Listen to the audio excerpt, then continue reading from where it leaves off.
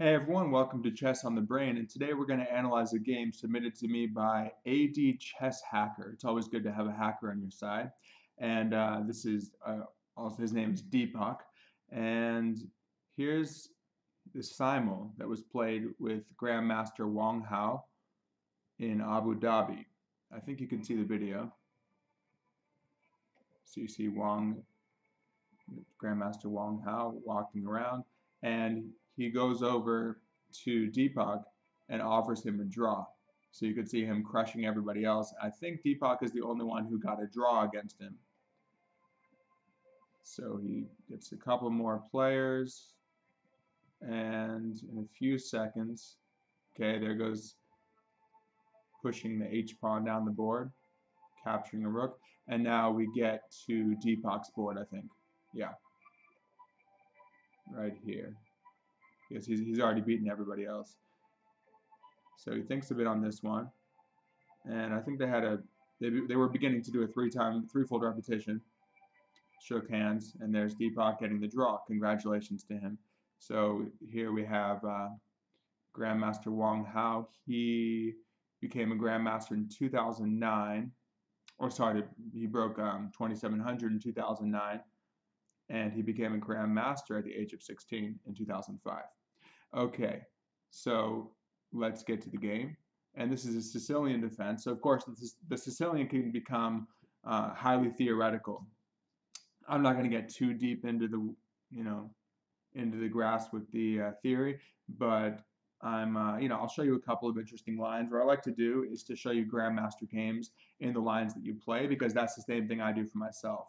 If I'm analyzing a game, I'll say, hey, let's pull up a few games, see how a Grandmaster handles this position, get to some of the patterns, and then we can understand it better. There's so many ways to play a sharp line like this, but as I mentioned in the title to this video, in the description, that he played a really good game. So these are just quibbles. I can only offer quibbles here.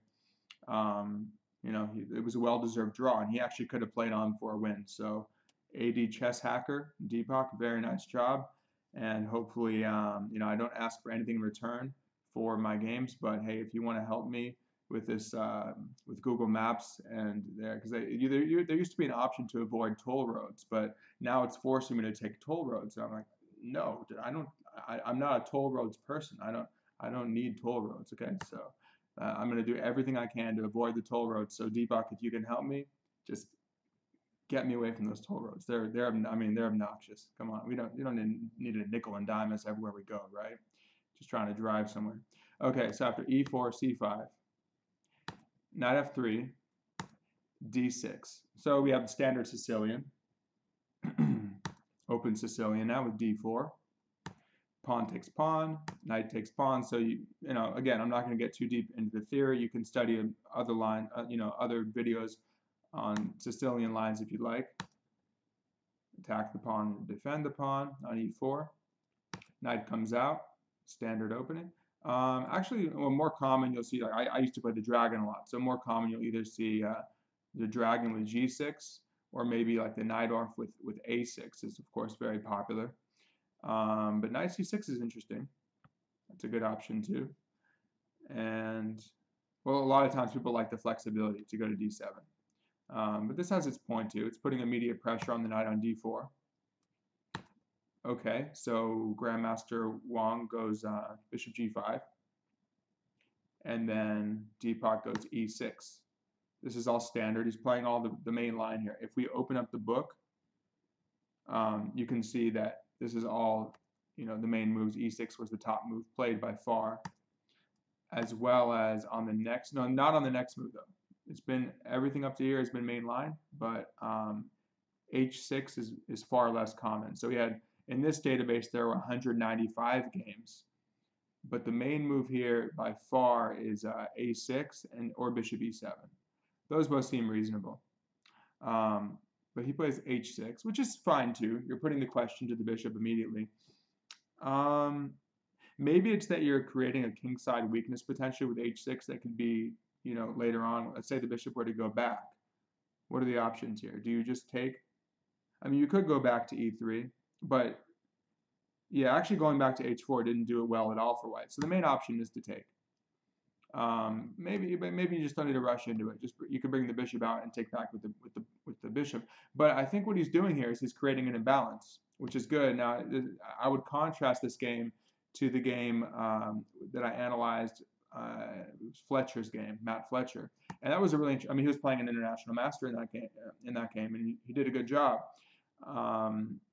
But in that game, I didn't realize it was an IM he was playing at the time, and I was like, well, it seems like you could have created some more imbalances, create some more asymmetry, more things to work with. I'm referring to the Simul technique when I talk about creating imbalances.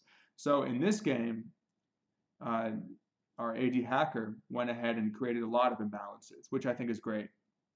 So I can't fault you for that. And so when he takes on f6, now the main moves you take back with the pawn. I don't know about taking with the queen. I think, well, white lost, or white won both those games. Black lost by taking with the queen. I don't know the line again, but it seems that this is the way to go by taking back with the pawn. And again, we have more imbalances. We have a very compact structure. Sure, theoretically, you can argue that black has a little bit of weaknesses, maybe f7 or this kind of rigidity with the doubled pawns. But we have the bishop pair most importantly, and we can try and open up the center. And look at that just massive center pawns that black has here. I like that. That's the thing that's kind of deceptive about the Sicilian, where from the start, white has more central space because you get a more fluid game, you get that break in, you get a little initiative. Of course, players like Tall love to play the open Sicilian. It's a great opening for white, but black does get more central pawns, and especially here with the G pawn going to f6, they're just clustered in the center. Now again, they're a little compact. It could be a little bit cramped, but of course you always have to watch out for that d5 break coming from black here. I mean, that's the thematic break in the Sicilian that you want. So, and he gets it at some point. So just watch how he plays it really well. So G takes, castle's queenside, a6 again. This is all main line stuff. So okay, white won 40, and this isn't just master games. So I think this is every game. White won 40%, black won 24%. A lot of draws, but yeah, a6 seems to be fine. And then f4 seems natural because really I think white wants f5. I don't think he ever got it in the game, but generally white wants, maybe if you go bishop c4, put pressure on e6 with f5, and you can maybe provoke black to play e5 and gain access to the d5 square. That's really thematic for white to do in these types of positions. So at least we can glean some basic principles from this, even if we're not going to go super deep into the theory, because that's, again, I don't think that would be the best way to use our time. So bishop goes to d7. Focusing on this channel is about the ideas, really. But I do like to make sure that we know the openings too a little bit. At least we'll look at a couple of quick lines from Grandmaster games. So now here's the thing: after bishop d7, he could have gone h5. So Deepak, you can do h5 right here, and I saw that black did well with it. So I said, let me look up a game here. So you look at h5. I mean, it seems to make sense. You start ramming your h-pawn down. You get your bishop to h6. You actually see this in this Karl Khan variation, the Bronstein-Larsen variation. We also take on f6 with the pawn and ram your h-pawn down the board. Now there's a game. Okay, there's a Dreyev game that was drawn. There's an Andy Soltis game was drawn, and then we have a game. Was that the one game? Yeah, it was the Ilinsky, which I think I pulled up here. Stephenson versus Alinsky. Now check this out. Just look at the flow of this game to get an idea. So after a6, f4. Okay, you hit him with h5. And these were what 2300 player beating a 2400 level player. So that's good. Now king moves over, natural prophylactic move. Bishop goes to d7. Bishop goes to e2. Queen c7. Okay, that's kind of a common spot for your queen in the Sicilian. You got the c file. Queen e3. And like in the game, he chose to castle queenside. Knight takes, bishop takes. Now you can see this d5 thrust coming very soon, 2 moves from now. Queen h3, and he says, all right, I see this diagonal. Why do I need my king on there? You start to see things like this coming. So just get your king out of the way, no problem. You want to take that pawn and get your bishop in. That's actually what happened. But it's like, okay, you can do that and get yourself tied up. Okay, he hits. Now, in this game, he hits him with f5, which is the sensible thing to do, I think. And then, but immediately, he didn't even worry about any pressure on e6 coming through here. He says, hey, I just got to get this counterplay. So you see that he's orchestrating immediately. He gets the king out of the way, hits him with d5. And you can start to see that black is getting some initiative. And again, that bishop pair is going to tear open. Once you tear open the lines, the bishop pair should be showing its strength over the knight and bishop. Okay, so after takes on e6, he just takes back, and he invites the queen to take. Now, what if the queen had taken? He takes here. Now, I'm curious. What if the queen had taken on e6? Maybe you just shove the pawn forward, or do you? Oh, we can go rook here. It looks like possibly. And then if queen takes this one, then we go like bishop g7, and then we're still getting this one. Maybe we lose a pawn, but we get again a lot of open lines. Let's see real quick. I'm curious. If queen takes e6, let me just pull up the what Stockfish thinks. If he agrees, if it agrees, rook e8. Yeah, or d4. It's looking at both of those things. Yeah, it's kind of fluctuating between, as I was, not to say I'm thinking like a computer, but the more you do it, the more you start to think like it a little bit. Yeah, rook e8. Queen, let's say if they take, I think bishop g7. Yeah, and that should be fine because we're going to get e4 next, and you can just see, I mean, look at these lines tearing open. Okay, we get another tempo on the queen if we want it. Okay, queen moves somewhere, I don't know, queen c5, let's say. And then do we finally take? Yeah. So what? We got 4 5. I'm sorry, 4 pawns against 5 pawns. But yeah, these bishops are just awesome. So I like black here. At least equal, full compensation for the pawns. But I would play black any day here and also this passed pawn, far more active than any of these pawns. Not doing anything. Anyway, so he takes back. Bishop puts pressure there, and then yeah, he pushes, right? Yep, just shoves the pawn down. And again, we're already starting to see this initiative developing. And this is what Shabalov did too. And again, I'm going to show you. The bishops came to c6 and c5. Just really active, good initiative for black. And he's just not giving him the pawn, of course. Not giving that up for free. Takes back. Knight comes out. And interesting, rook c8. He's just looking at that c2 weakness, which is pretty cool. Check this out. He ends up exploiting it. So he sacks.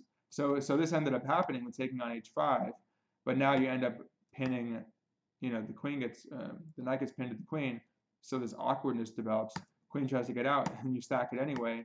Break in. Okay, so we have, it's just sacking the exchange, but look, you got the passed pawn, you got the pressure on this on b2, and you got the bishop coming. This is really, it's going to be a very strong focal point. Queen on the 7th rank. It's very bad for white. And then does he shove his pawn? Yeah, of course. Unleash the bishop, threatening mate on b2. And then, yeah, he plays all the correct moves, just gets the rook in the game. And it doesn't matter if the queen takes. You just can't take. It's actually going to be winning the rook. If queen takes, pawn takes, if rook moves, that's a mate on b2. So you just win the rook, which means you're going to be up a clean, bishop for some pawns, but you'll win the piece at least. After this, he goes a5. Looks like he had stronger with rook back, but no, this seems fine. And then look at this. Look at how he just kind of works his way in here. Really nice. Now after queen here, this is just an unstoppable. It's like you see this diagonal, and you say, okay, there must be something I can do about it. But there's absolutely no way to stop this capture on here, and it's over. Everything breaks through on b2, or it's going to be mate. Yeah, because you can't even get your rook out in time. So yeah, it's over. Okay, so that's another way you can play it. This is going back to h5. So after f4, if this comes up again, h5 seems aggressive, and it's just this bishop wants activity. So you can imagine it coming here, and you end up. You actually don't move the bishop yet, but you end up getting a quick d5 break-in as well. That's just, but you keep the option of bishop h6 open too. So it's a little more aggressive. Okay, so we'll go back to the game. In the game, oops, got low power. Okay, should be enough for the rest of it. Just gonna, okay. So after, instead bishop d7, king b1, b5. Okay, that seems natural. b5 pressing the b4. Queen b6 has also been played. Now this is the Shabalov game. Just to give you one more example of how to play. So we had in this line, we had looks like 2 grandmasters. I think Landa 2563 FIDE against Shabalov, who's been a multiple-time U.S. champion.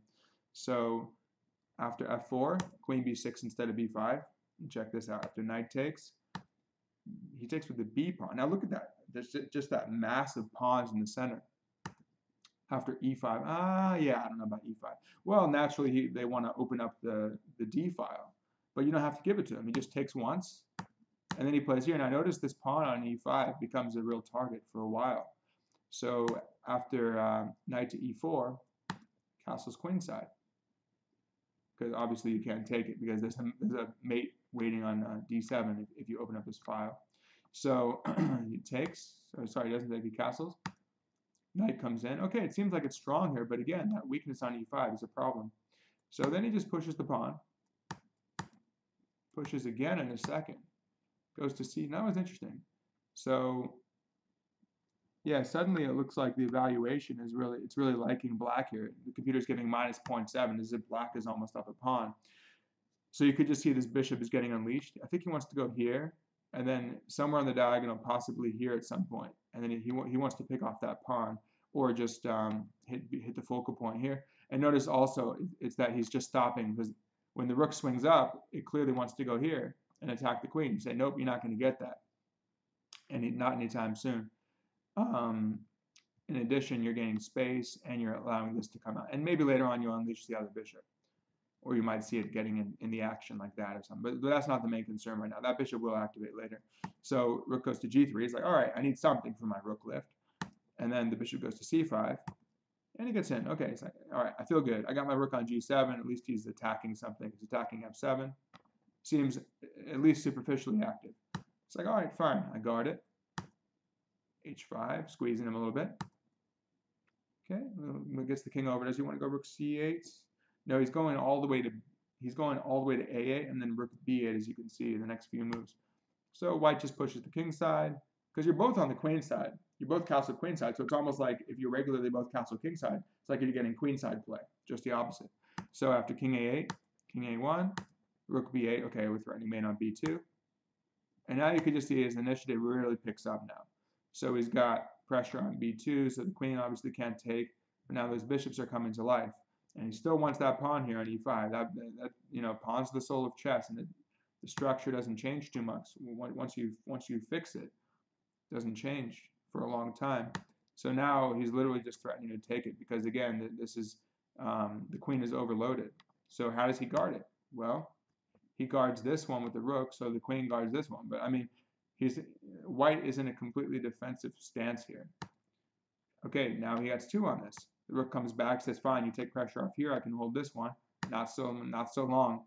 So after this, he's forcing either winning the exchange or forcing the rook to move, after which this will fall like a ripe apple. Not only that, but this is really, really bad. I mean, if you move the rook after bishop, do we take with the bishop right away? Probably, possibly even with the queen. But no, this looks bad, because now you got some serious problems here. You can't even move the knight because the rook falls. If you guard with the queen, I think we could just attack it again. And yeah, the knight, something's falling. The position's falling apart here. You can't hold on to the pieces in white's position. So that's why Shabalov's opponent does this. But you can see just this rigidity is terrible. And even though it's a semi-closed position, the bishops are awesome. Well, this bishop is tearing it up. And this bishop, anytime you want, you can unleash that one. But mainly is these focal, it's these targets. But he gets the exchange, right? So yeah, he wins the exchange. And now he's going for his mate again. I mean, he's just completely winning. And then he triples up, devastating. Breaks in that way. Okay, you get your pawn push, but now he breaks through. It looks dangerous. It looks like he's about to get a queen. He is, but you're crashing through against the opponent's king before that. Actually, well, try to get rid of one of the rooks, because the breakthrough on b2 is just so overwhelming. And then after this, he just picks up the bishop. And then he's like, all right, I'm up a rook. What are you going to do? You can't promote anymore. If you go here, if I want, I could just take this and cover the promotion square. He tries this. He's got to babysit that pawn on c3. He's not doing anything. Can we go bishop in somehow? Yeah. Just feel free to take my bishop, and then I'm up a clean rook. push here. Just take it, right? Oh, of course. It's over. Yeah. What am I thinking? Who cares about the pawn? We have a mate. That was the original idea. So yeah, Shabalov just completely overwhelmed him on every line. I mean, look at how he's just breaking through the B file, working the laterally, diagonally, everything. So really nice play by Shabalov. And again, this was the not necessarily an improvement. I think it's a choice, but it just shows you how you can play this line with Queen B6. But then again, the ideas that arise, which may have been similar to things that could have happened in your game as well. But the difference is that he kept his pawn on B7 and he took on C6. And he got a ton of pressure on the B file, which of course that B takes C6 allows, opening that half open, very important file. Okay, so let's get now the rest of it's just analysis of the game. Let's get off the opening. Okay, so I didn't end up doing more opening than I said in the end. Okay, so after B5, but that's important because I mean especially with the Sicilian, it's just the opening does matter a lot if you're going to opt for that opening. So Queen B6, and then but you got to know the ideas too. Like I have a book on the dragon by who is it by? Gufeld on Secrets of the Sicilian Dragon. So it's not about the lines. It's just thematic things you can do in the dragon for both sides. Actually, it's a really good opening book. Okay, so bishop comes out finally, and yeah, you could have played B4, something like that. That's fine too. But this is okay. Bishop B7. Then you castle queenside. Now this is where it's interesting. The king in these kinds of positions can often stay in the center for quite some time. You should be comfortable there for a while. Now that's it just shows you that you can break the rules, and I think that's part of mastery of chess is knowing when to break the rules. You got to know your theory, but you got to know when to break the rules based on your understanding of the position.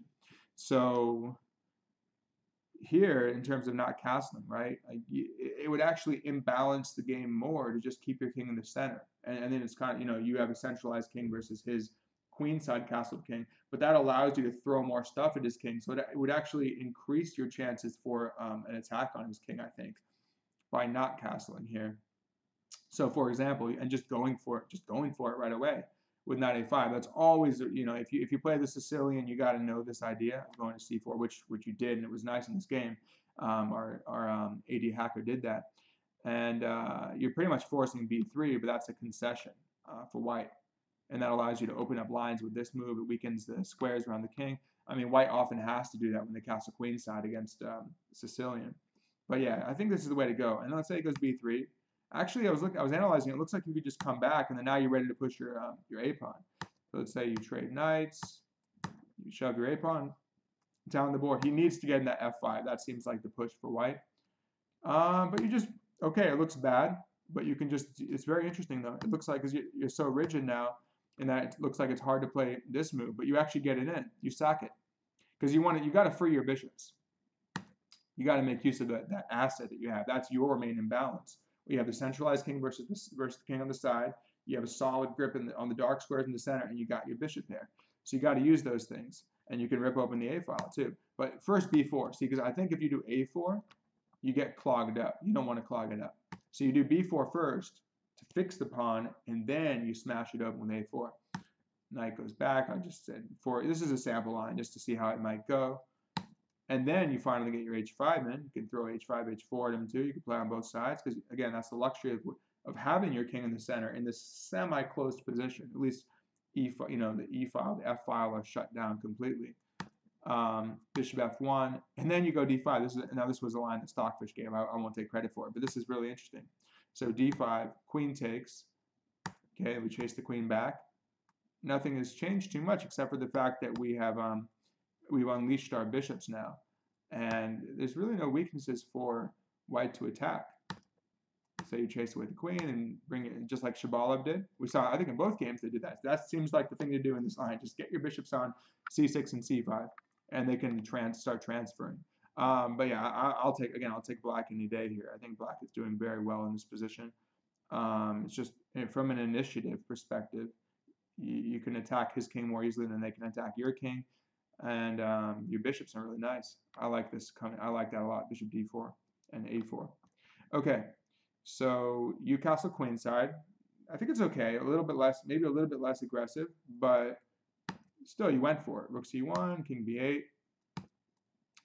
So now the grandmaster realizes, all right, well, the play's got to come to the center. So he shifts his rooks accordingly. And then you did the same thing. Again, you could have gone here, knight a5, and then smashed him in the center. That looks possible. But you go rook c8. The thing I was thinking about this, though, like you ended up doubling your rooks. And I'm like, well, where's the play there really? And that's where I think that's why I'm saying it's a little less ambitious, I think.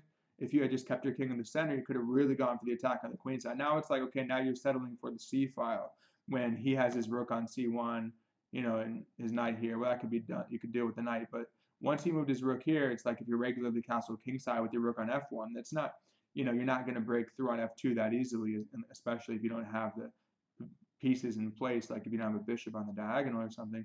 So what's the plan? What's the plan here?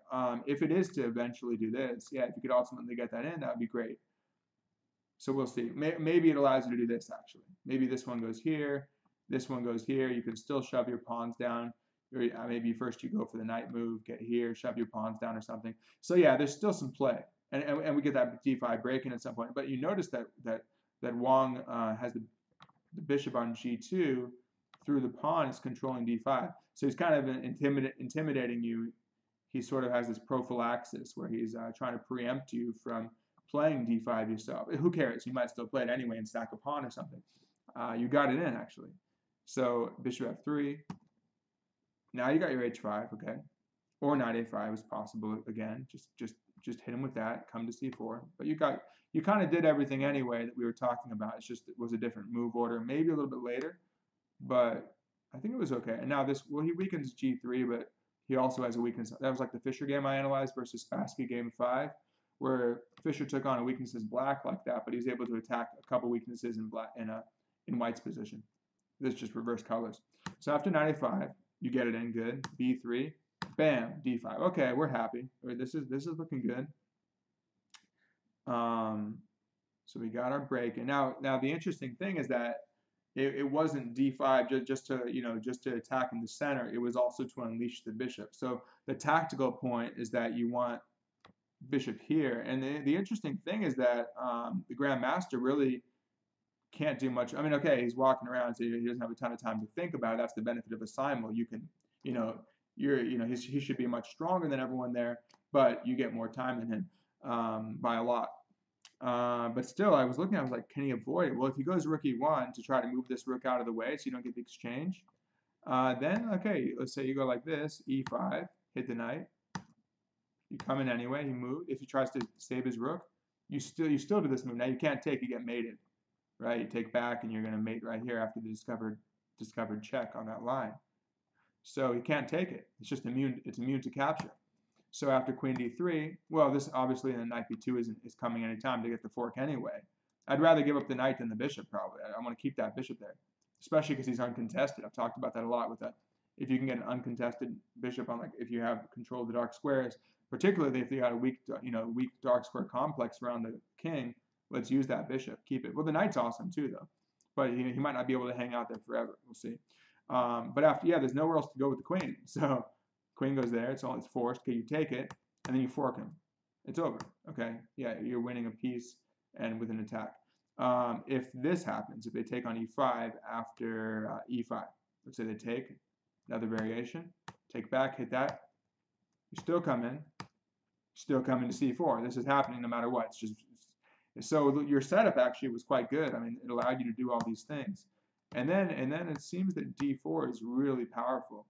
There's just not much to do about it. Let's say, for example, c3. Just watch how this attack breaks through. You double up and takes, and then you get your fork anyway.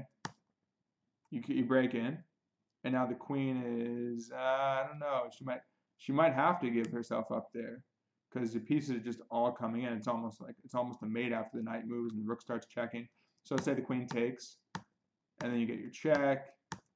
You can take this one, and you actually can't even take back because it's pinned. Or if you do, you're losing. This is pinned, so you're losing the bishop. And let's see. Right now we have bishop for bishop, knight for knight, and we have queen and queen and bishop for 2 rooks. That's what it boils down to. And we might even take this one. Probably go rook c1. But yeah, that's a lot of material. It's one thing to have a queen for 2 rooks, but have a queen and a knight for 2 rooks. That's overwhelming. And a centralized king under attack from the bishop pair. Too much. So yeah, at this point, it looks like, yeah, it's just really strong for you. It looks like you might be almost winning here. After knight c4 anyway. Now he should have gone, looks like this would have been superior, queen d3 instead of queen e3. So if you go here, say you push this pawn, attack the knight, he can come into d6, attack the rook, just move it away. Now we can anticipate pushing our pawn later and opening up the a file. Knight moves in, why not? And you still, that knight move is coming. Don't forget, just because the pawn's on b3 doesn't mean you can't still drop that knight. So it's perfectly placed there. I gotta finish this up soon. We're actually already close to the game. It's about to die, close to the end. So even if this, but you're still covering everything with the rook. And then rook comes out, bishop takes, and then we finally get our exchange. And there's, let's see, we got 2 4 pawns, 3 4 5.